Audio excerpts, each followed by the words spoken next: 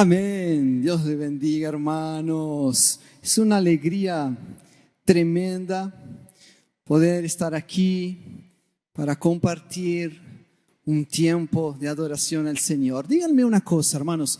¿Quién vino hoy por primera vez aquí a la iglesia Onda Dura? Levante la mano. Qué lindo. Sean bienvenidos. Mantengan la mano en alto hasta el final del culto. No. Mantengan la mano en alto porque van a recibir algo de los hermanos que están aquí sirviendo.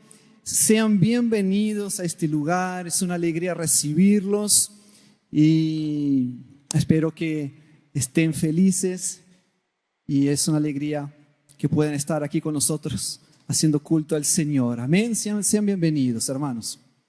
Yo soy el pastor Dani, soy uno de los pastores aquí en la iglesia. Y soy pastor también de la música, trabajo en la música y soy uruguayo. Entonces hace ya unos cuantos años que vivo en Brasil y tengo familia brasilera y nací en Montevideo, ¿no? Nací en Uruguay y ya estoy a muchos años aquí en Brasil sirviendo al Señor. Entonces es una alegría y este culto para mí es algo maravilloso, ya es un sueño realizado de un proyecto que queremos continuar haciéndolo crecer. Y Dios tiene algo preparado para todos nosotros y para el pueblo latinoamericano, hispanoamericano. Y creo firmemente que el Señor va a usar sus vidas, amén, para ese proyecto. Dios los va a usar, hermanos. Amén. ¿Están prontos, hermanos? ¿Listos para recibir la palabra? Amén. ¿Cuántos dicen amén? ¿Están prontos? Amén. ¿Listos? Entonces, vamos entonces. Algunos años atrás, ya hace prácticamente unos 15 a 16 años más o menos, estaba yo, ya vivía en Brasil, estaba en la ciudad de Santa María, Río Grande do Sul, y mi papá me llama y me dice, mi papá y mi mamá viven en Uruguay todavía, en ese tiempo vivía en Uruguay, yo vivía en Brasil, y me llama mi papá y me dice, hijo, te llamé por lo siguiente.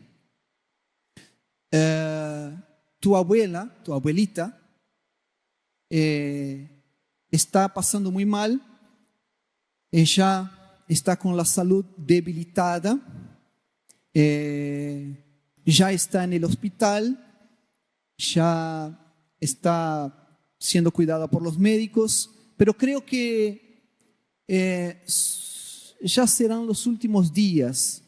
Son los últimos días, me parece que sería muy bueno que la pudieras venir a visitar, porque sentimos que ya son los últimos días de ella, que ya en cualquier momento puede partir con el Señor.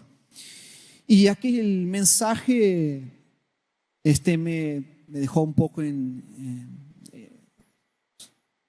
así en silencio, pensativo, porque en aquel momento algunos pensamientos vinieron a mi mente, algunas memorias de tantos tiempos lindos que viví con mi abuelita, con mi abuela Dorila se llamaba, y me recordé de muchas veces que conversé con ella, de cuando era niño, de los regalos que nos hacía, y me recordé también la cantidad de veces que encontré a mi abuela en la iglesia, orando de rodillas.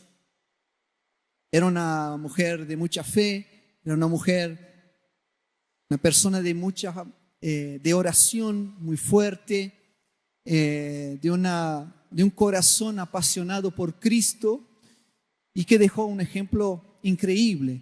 Entonces, cuando mi papá me dijo eso, quedé pensando en todo eso y bueno, decidí viajar a Uruguay a visitar a mi abuela, porque en fin, nos parecía que en cualquier momento partía con el Señor. Y llegué en Uruguay, fui al hospital y la fui a visitar. Y la intención era visitarla, conversar con ella y conversar y en algún momento hacer una oración por ella.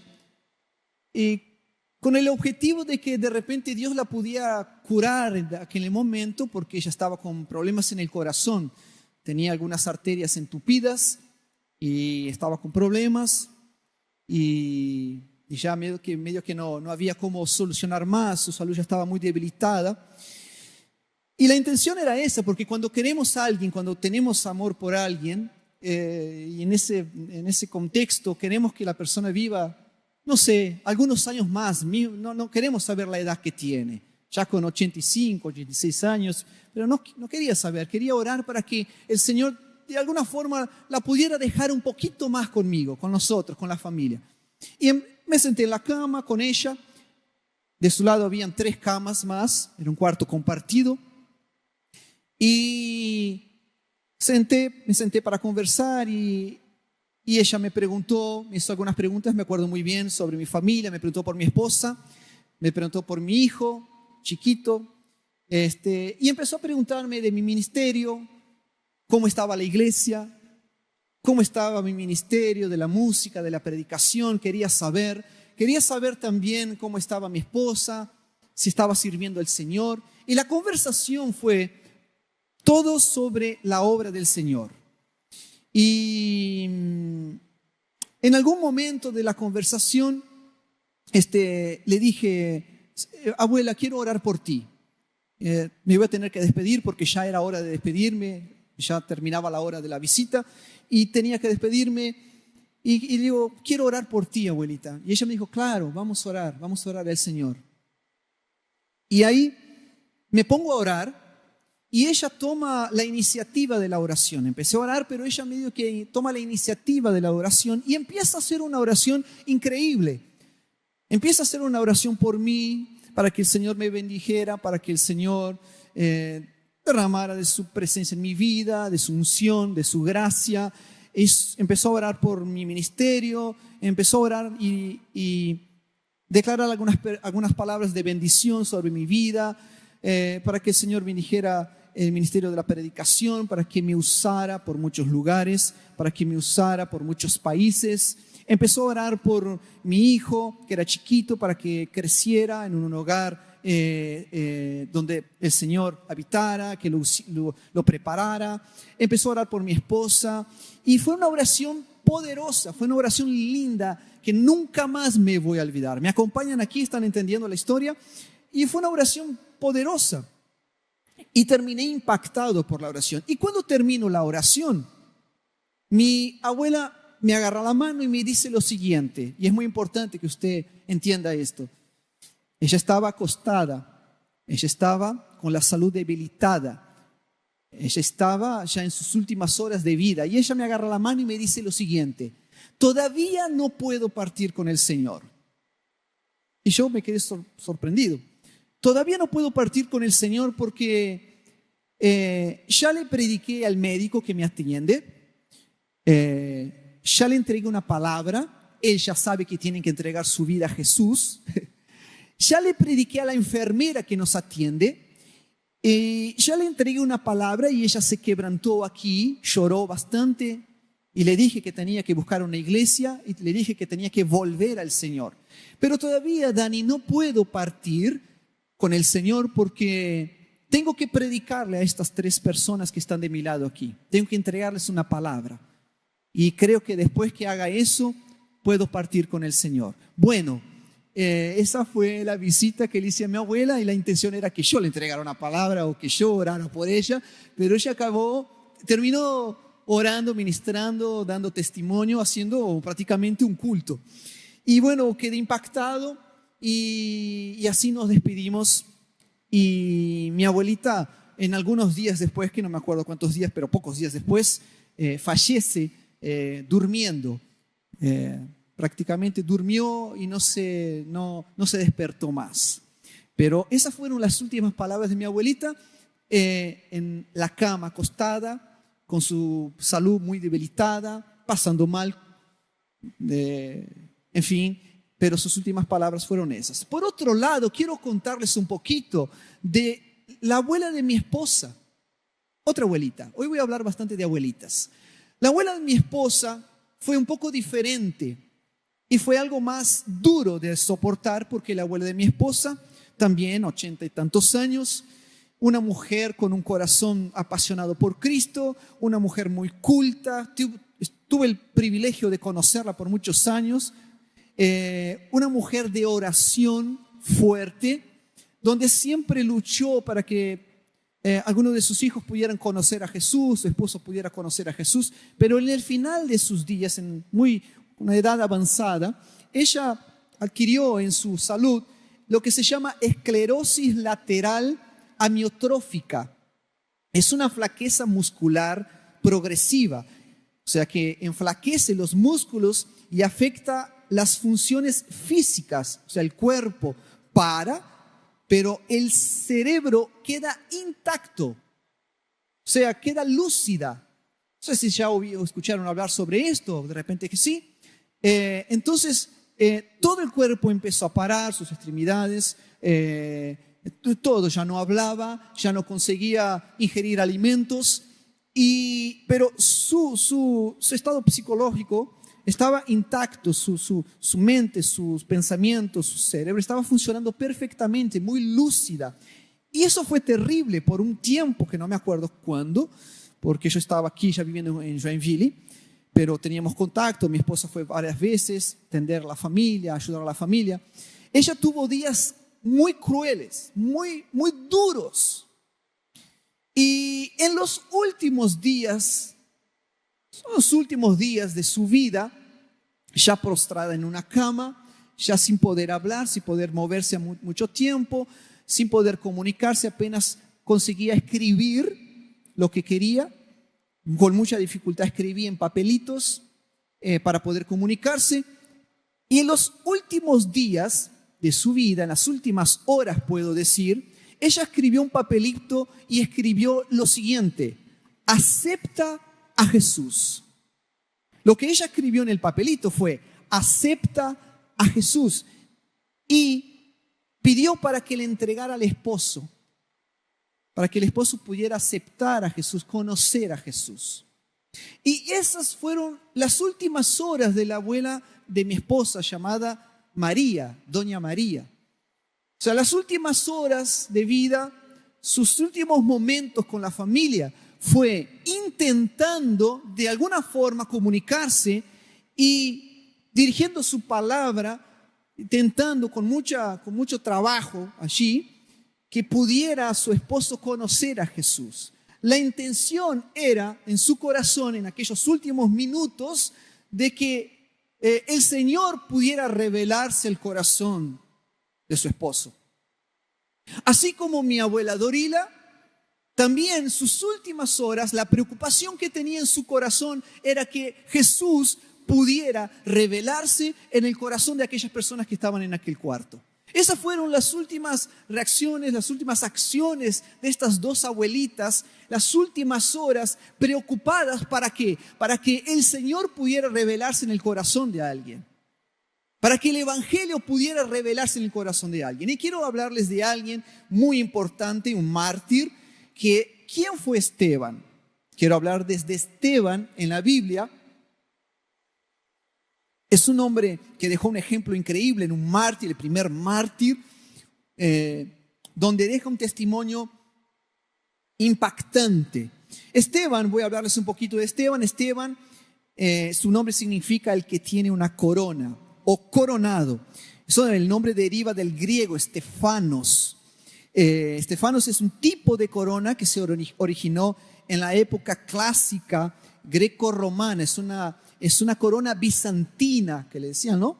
Donde es una corona con olivos, no sé si ya lo vieron en alguna película, donde quien tenía aquella corona era un rey, era una autoridad, era alguien de muy importante, muy honrado. Entonces su nombre significa eso. En Hechos, en el libro de Hechos, capítulo 6, relata la historia de un hombre, y mire lo que habla de Esteban, lleno de fe, de buena reputación. De buena reputación. ¿Y quién? ¿De dónde salió Esteban? ¿Por qué? Porque los apóstoles, los discípulos de Jesús, predicaban el Evangelio, estaban en un momento donde precisaban hablar de Cristo y de la obra de Cristo, y tuvieron que levantar a 7 hombres para que pudieran hacer el trabajo de servir las mesas, de ayudar a las viudas, de ayudar a las personas con necesidad. Y los apóstoles no podían parar para hacer eso, sino que tenían que levantar a personas para que pudieran hacer ese trabajo, para que ellos pudieran continuar predicando sobre Jesús. ¿Me entiende? Amén. Entonces levantaron a 7 hombres llenos del Espíritu Santo, de buena reputación, y entre esos estaba Esteban. ¿Y cómo nos habla eso de que cómo los líderes precisan entender, pastores, ministerios, y cuando levantamos personas para ayudar en la iglesia, para servir o cualquier trabajo que puedan hacer, tienen que ser hombres de buena reputación, de buen testimonio, llenos del Espíritu Santo? Amén. Entonces levantaron a 7 hombres, entre ellos a Esteban. Fue elegido para organizar la distribución de los recursos entre las viudas de la comunidad helenista. Y no se sabe con exactitud, hermanos, el origen de Esteban. Algunos creían que había crecido fuera de Israel. ¿Y por qué? Porque hablaba griego y porque puede haber sido un judío helenista. ¿Qué es el pueblo helénico? Fue un pueblo judío que adoptó la cultura griega, o sea, ellos también participaban de rituales y fiestas judaicas, pero hubo una fusión ahí. Y mire lo que dice la Biblia en Hechos capítulo 6, versículo 8. Hechos capítulo 6, versículo 8. Esteban, y aquí va a hablar específicamente de Esteban, este mártir. Esteban, hombre lleno de la gracia y del poder de Dios. Repito, Esteban era un hombre lleno de la gracia y del poder de Dios, y que hacía grandes prodigios y señales entre el pueblo. Entonces, ¿quién era Esteban? Era un hombre lleno de Dios. Era un hombre lleno de la gracia del Señor y que fue usado poderosamente para ministrar prodigios, hacía señales y testificar ¿de quién? Del Evangelio, testificar de Cristo. O sea, lo que hacía Esteban, además de servir la iglesia, además de servir al pueblo, a los necesitados, a las viudas y todo lo demás, él predicaba el Evangelio, predicaba a Cristo, él anunciaba el Evangelio, testificaba del Evangelio. En Hechos capítulo 6, versículo 5 dice lo siguiente, destaca algo muy importante. Hechos capítulo 6, versículo 5, algunos versículos antes, dice así, hombre lleno de fe y del Espíritu Santo. Entonces, una vez más, habla de algo, habla de la persona de Esteban como un hombre que era lleno de fe y del Espíritu Santo. Entonces ya estamos hablando, primero hice la introducción de 2 abuelitas que eran llenas del Espíritu Santo, personas que dedicaron sus últimas horas a predicar el Evangelio, y ahora hablamos de un hombre que está predicando en un tiempo muy difícil, de mucha presión, lleno de fe y del Espíritu Santo, que era Esteban. La historia cuenta que Esteban tuvo algunas enemistades en varias sinagogas. ¿Y por qué? ¿Por qué tuvo esas enemistades? Por las enseñanzas que ministraba Esteban. ¿Por qué? Porque él predicaba a Jesús. En un tiempo a Jesús como el Salvador, como el único Salvador, el Hijo de Dios, en un tiempo donde se tenía la ley como el direccionamiento de Dios para aquel pueblo. Entonces traía ese choque en las sinagogas y me imagino, no entra en detalles, que hubo mucho problema a alguien que venía a predicar a Jesús ahora como el Salvador, a alguien que venía a predicar a Jesús como la respuesta de la ley, como la finalidad de la ley. ¿Está entendiendo? Entonces, además de servir como diácono Esteban se preocupaba en proclamar por donde estuviera el Evangelio de Jesucristo. La intención todo el tiempo de Esteban era hablar de Jesús. ¿Me está entendiendo quién era Esteban? Era hablar del Evangelio, era predicar a Jesús como Salvador, era predicar al Mesías como el Salvador. La intención de Esteban estaba muy fuerte en su corazón, en su interior, que además de servir, él necesitaba decir que Cristo era el Salvador, que había muerto en la cruz del Calvario, pero había resucitado el tercer día y que solamente por él podíamos alcanzar salvación. Entonces, no había otra cosa en la mente y en el corazón de Esteban que servir a los necesitados y predicar del Evangelio. Y a pesar de todos los riesgos, hermanos, que Esteban estaba pasando y todo lo que estaba sucediendo en aquel entonces, Esteban no tenía otro pensamiento sino que predicar, hablar de Cristo, con la intención de que Cristo pudiera ser revelado a los corazones de aquellas personas, de aquel pueblo. Esteban tenía en su mente, en su corazón, que él precisaba gastar sus días hablando de Cristo y que no importaba los riesgos que podía pasar, el momento que podía pasar. No importaba si habían amenazas, no importaba si él podía perder su vida, sino que lo que le interesaba era hablar de Cristo, hablar del Señor, de Jesús. ¿Y sabe por qué? Porque Esteban tenía una convicción, no se limitaba.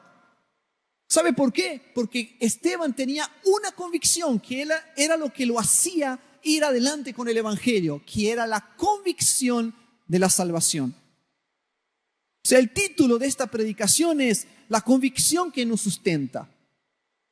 Hay algo que nos puede sustentar. Hay algo que nos sustenta y te sustenta en esta caminada, en este camino del Evangelio, que es la convicción de la salvación.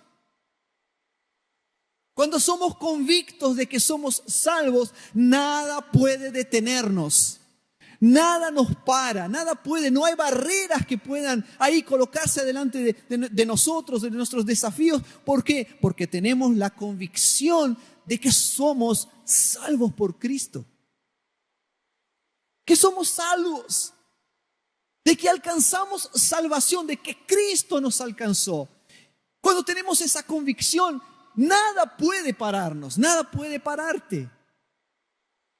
Y era lo que vivía Esteban. Era salvo por Cristo, era convicto de su salvación. La convicción de la salvación, hermanos, ella nos convierte en personas intrépidos.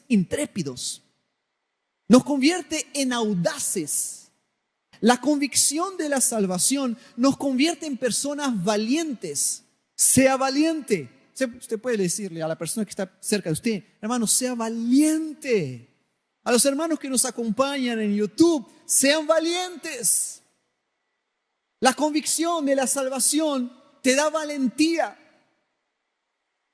te da audacia. La convicción de la salvación nos convierte en personas destemidas. No tenemos miedo. Nada más importa. Todo lo demás es secundario. Todo lo demás queda al lado, porque mi objetivo principal como persona es que ahora que el amor de Cristo me alcanzó, necesito hablar de Él. Porque Cristo necesita ser revelado a los corazones. Y hasta el último minuto de mi vida, como las abuelitas, voy a tener que hablar de Cristo. Porque Cristo es el que cambia los corazones. Cristo es el que salva vidas. Y no hay otro propósito más grande en mi vida de que hablar de Cristo, hablar de Jesús, de que Él salva, de que Él perdona, de que Él salva nuestras vidas. Esa es la intención de mi vida, ese es el objetivo principal. El Evangelio debe convertirnos en destemidos. La convicción del Evangelio debe convertirte, hermano, en una persona destemida.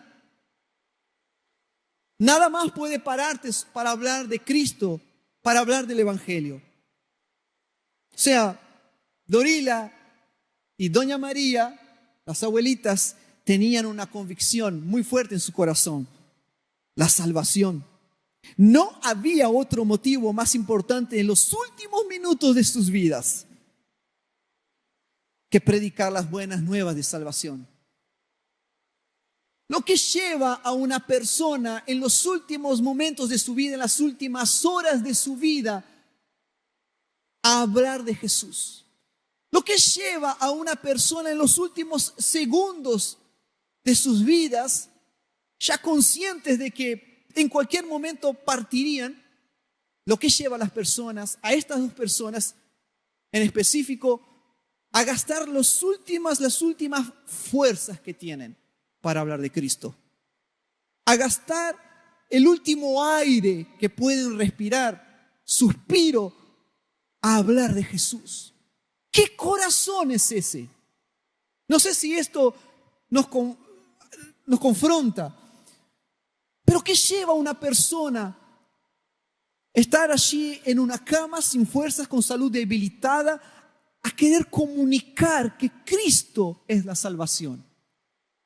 Por tercero, les voy a hablar un poquito de una tercera abuelita. Con 95 años tengo una abuela en vida todavía que vive en Uruguay. Ella es brasilera, entonces tengo una sangre aquí que corre en las venas un poquito de Brasil. Ella es brasilera, mi abuela, la mamá de mi mamá, y vive en Uruguay muchos años. Ella ni habla más en portugués, habla español. Casi toda su vida vivió en Uruguay. Ella tiene 95 años, eso, y hasta el día de hoy, ella disfruta de buena salud con 95 años. Ella canta en su iglesia, ella predica y ella visita a personas de su iglesia cuando están necesitadas, con 95 años.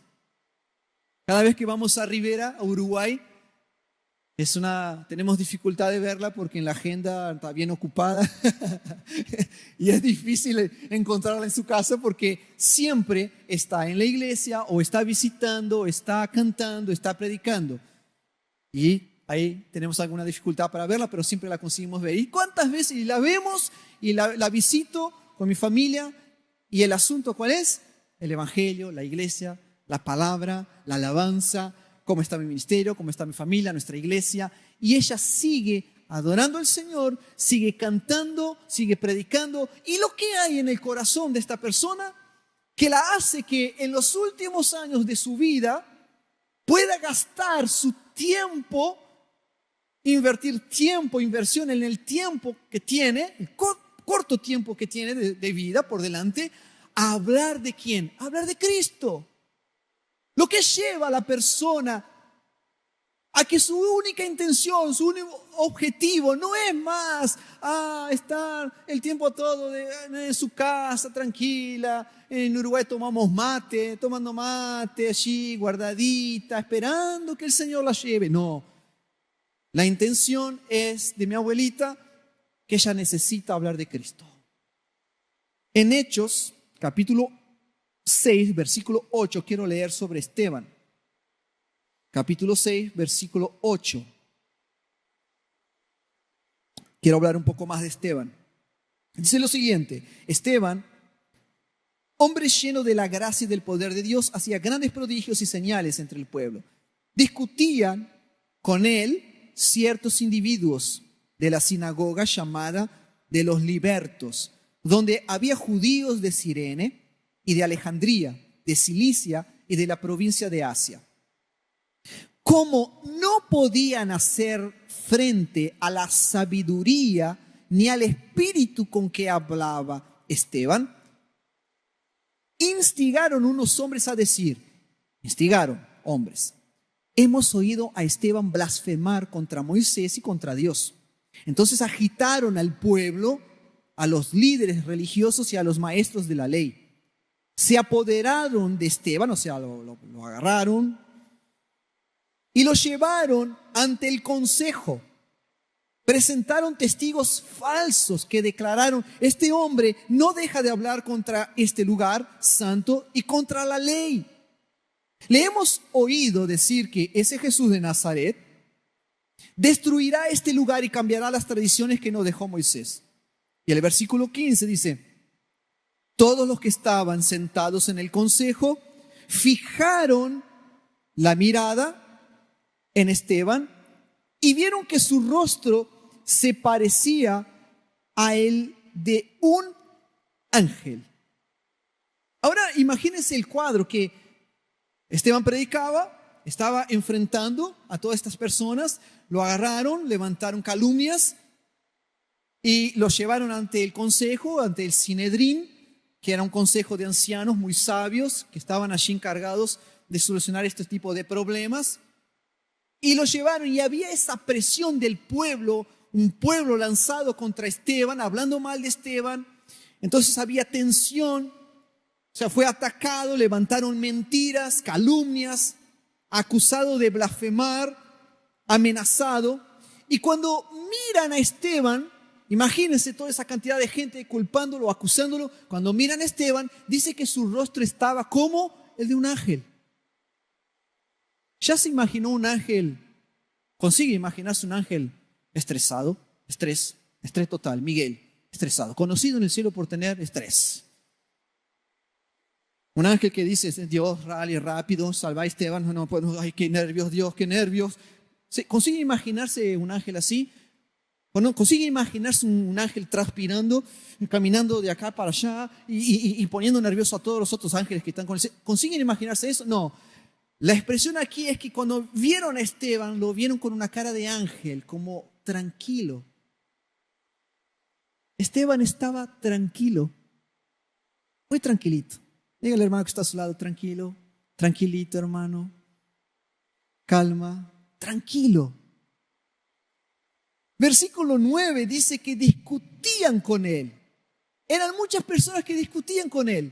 O sea, no era solo una persona que discutía con Esteban. Eran muchas personas presionando, muchas personas hablando, gritando, acusando a Esteban. Pero Esteban estaba tranquilo, en paz, en un tiempo peligroso. En un tiempo donde se mataban cristianos, en un tiempo de persecución, Esteban estaba tranquilo. En el versículo 10 dice que no podían hacer frente a la sabiduría ni al espíritu con que hablaba Esteban.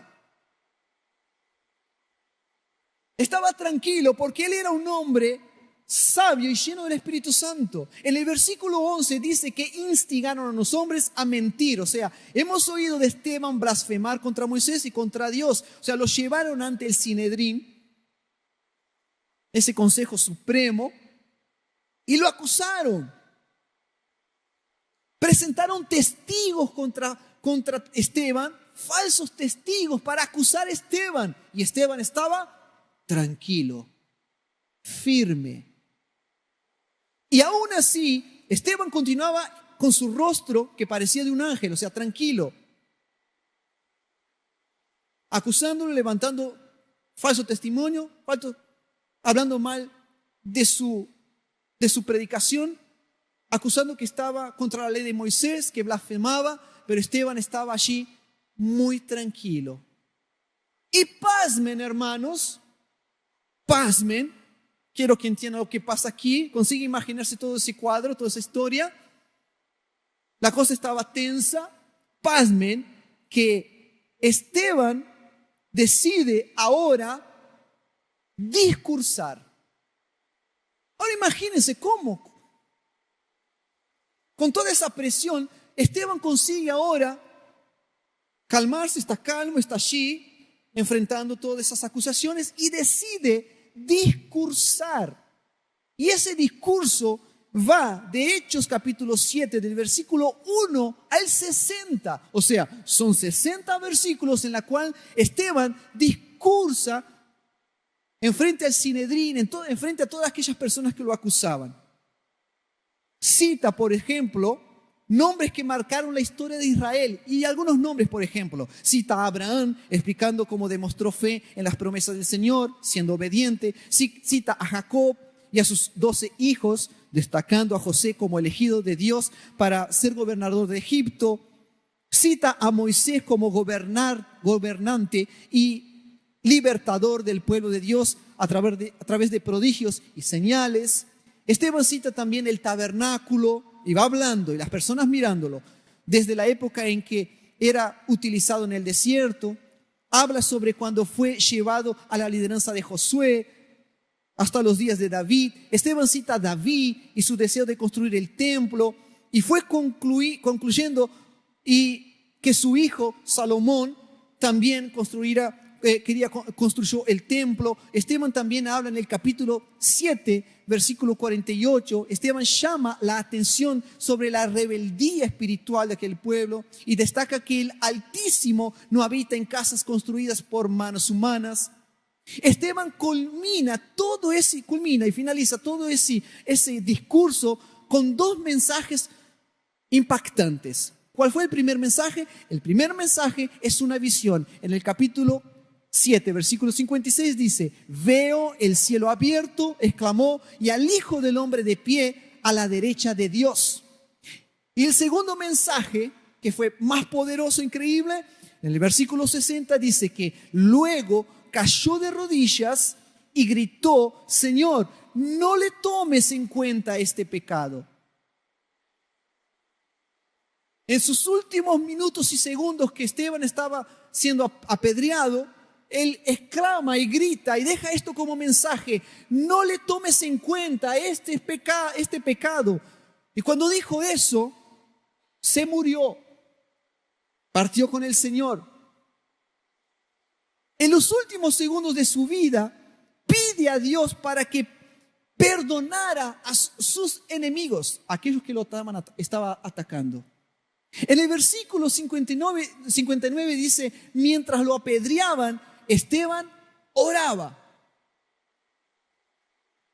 En los últimos segundos de su vida, Esteban dedica sus fuerzas, sus últimas fuerzas, a pedir para que el Señor pudiera perdonar a aquellas personas. En los últimos minutos, porque creo que Esteban ya podría estar sintiendo en aquel momento que podrían matarlo, que podrían apedrearlo, que era una forma de castigo. Mataban a muchas personas apedreadas cuando pecaban contra la ley. Y se para y se dedica en aquellos últimos minutos a clamar al Señor por sus enemigos y a pedirle a Dios: perdónales. No lleves en cuenta todo este pecado. Dales más una oportunidad, Dios, como diciendo: dale más una oportunidad. Ten misericordia de ellos.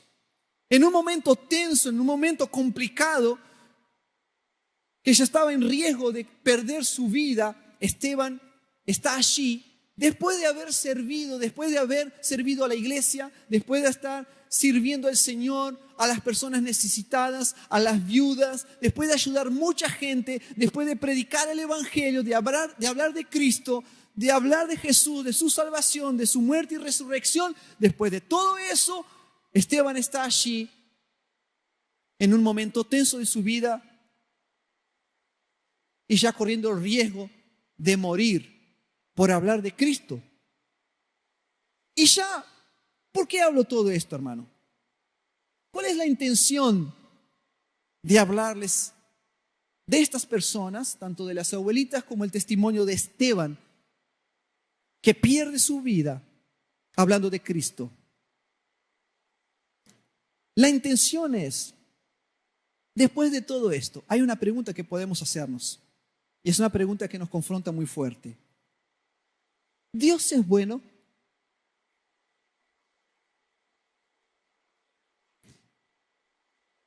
Yo sé que yo hago esta pregunta y con seguridad usted ya va a responder, o en su mente, o sí, claro que es bueno.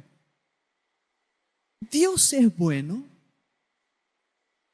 Con todo lo que pasó, Esteban, ¿todavía podemos concluir que Dios es bueno? Después de lo que vivieron estas dos abuelitas en los últimos días, sufriendo de su salud, acostadas en una cama, específicamente doña María, que tenía esos problemas terribles, que había perdido su voz, el movimiento de su cuerpo y que todavía estaba presa allí en su cuerpo. ¿Dios es bueno? ¿Podría doña María hacerle esa pregunta? ¿Será que no le hizo esa pregunta al Señor? Dios, ¿por qué tú haces esto? Escuchando la historia de este mártir, Esteban, escuchando estos ejemplos, ¿será que Dios es bueno? Después de oír este mensaje sobre Esteban, de su final trágico, ¿podemos concluir todavía que Dios es bueno? A ti que nos estás mirando, nos acompañas, ¿será que Dios es bueno? ¿Dios es bueno cuando el resultado también es bueno? Piensen conmigo, hermanos. ¿Será que Dios es bueno solamente cuando el resultado es bueno? ¿Sobre qué perspectiva juzgo que Dios es bueno? ¿Sobre cuál perspectiva tú concluyes y juzgas de que Dios es bueno? Sobre la bondad de Dios. ¿Está conmigo? ¿Será que Dios es bueno? Cuando alguien es sanado de cáncer, generalmente decimos, Dios es bueno porque lo sanó de cáncer. ¡Qué milagro! Dios es muy bueno. O sea, cual sea la enfermedad, y cuando Dios hace grandes milagros, poderosos, que escuchamos testimonios increíbles, solemos decir, Dios es bueno. Dios es bueno. Sí, decimos cuando Dios es bueno, cuando aumenta mi salario, cuando compramos un auto, decimos, Dios es bueno. Cuando recibimos esa promoción en el trabajo que nos llevan a otro nivel de lideranza o de algún sector donde se gana más salario, donde nuestro salario va a otros números, decimos, Dios es bueno, está conmigo, puedo ver, me aumentaron el salario, conseguí comprar el auto que soñaba.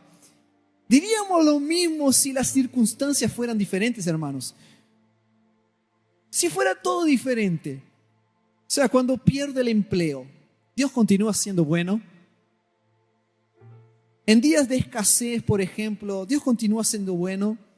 En el día donde una pareja que vivió después de 10 años, 15 años felices, de repente se encuentran en un momento de divorcio, Dios es bueno.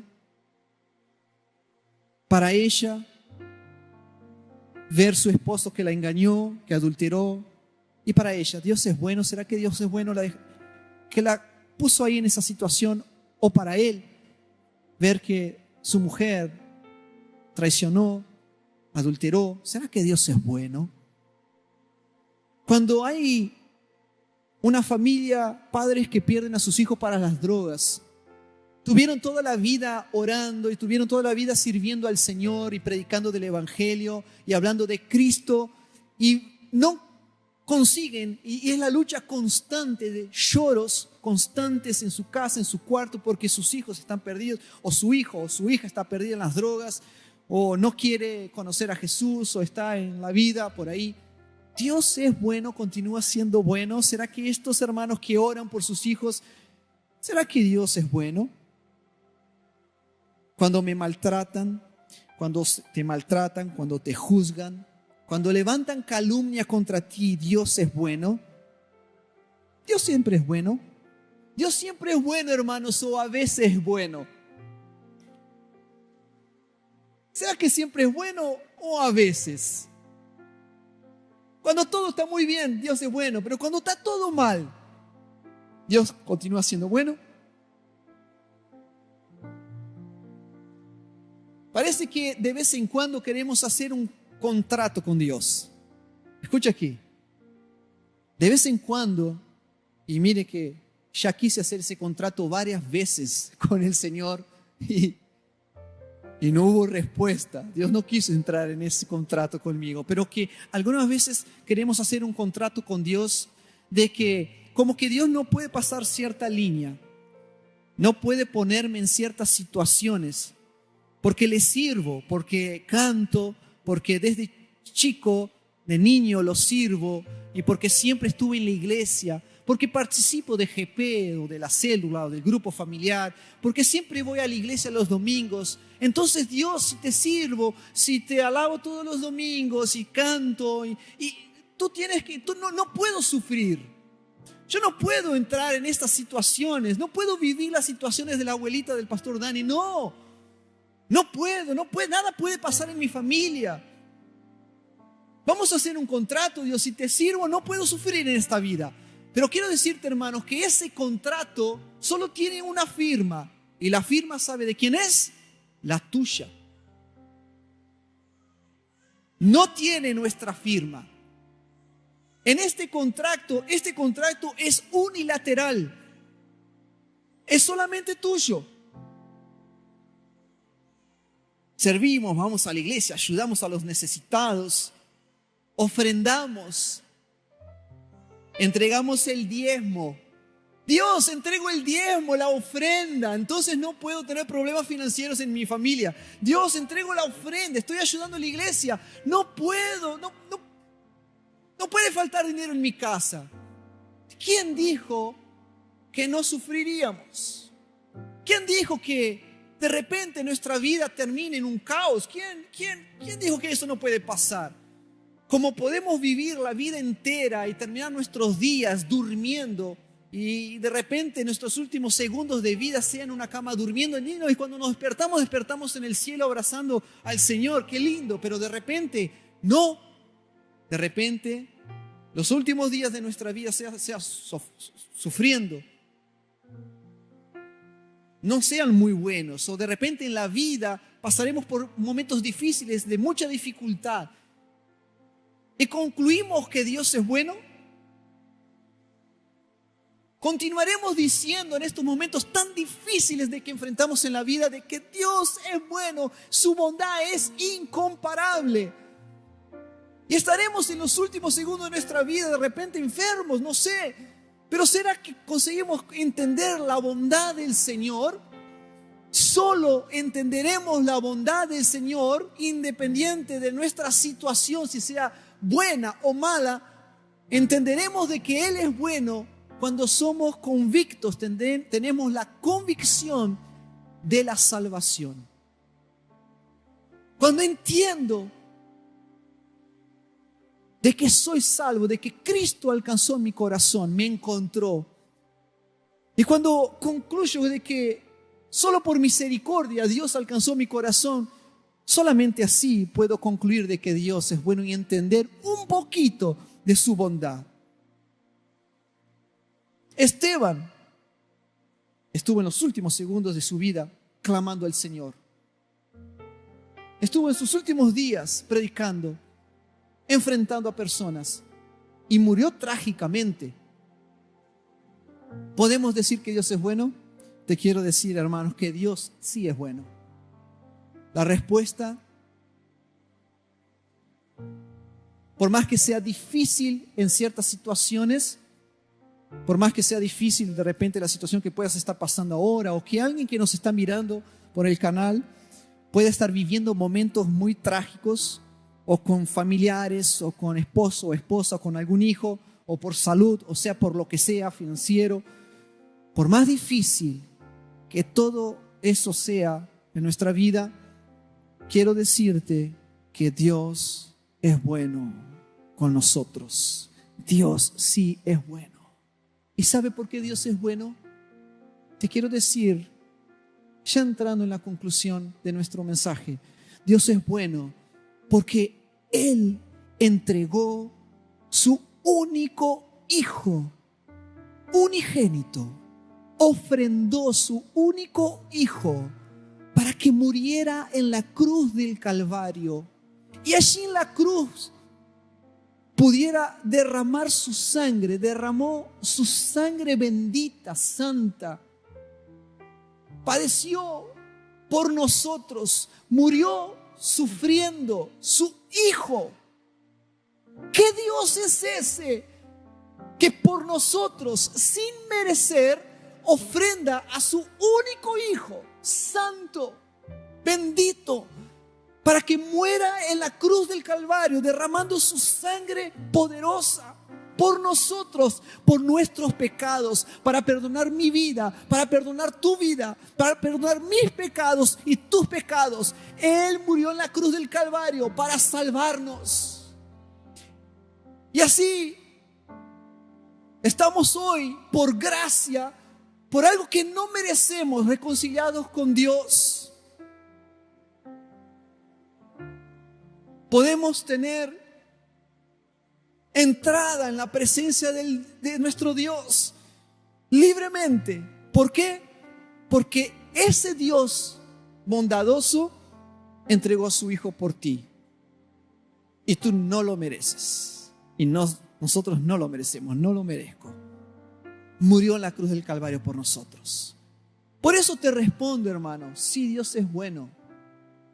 Y lo que nos lleva hasta el final de la vida, teniendo como primordial, predicando el Evangelio, hablando de Cristo, y lo que nos lleva hasta el último segundo, y debe llevarte hasta el último segundo de tu vida. Y te lo digo, hermano, sí, ahora, lo que te debe tocar en el corazón y mover tu corazón para que en los últimos suspiros de tu vida tú hables de Cristo, es la convicción de la salvación. Esa convicción es lo que te sustenta.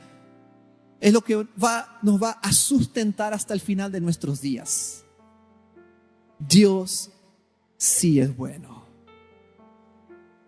En Salmos capítulo 25, versículo 8 dice: bueno y justo es el Señor.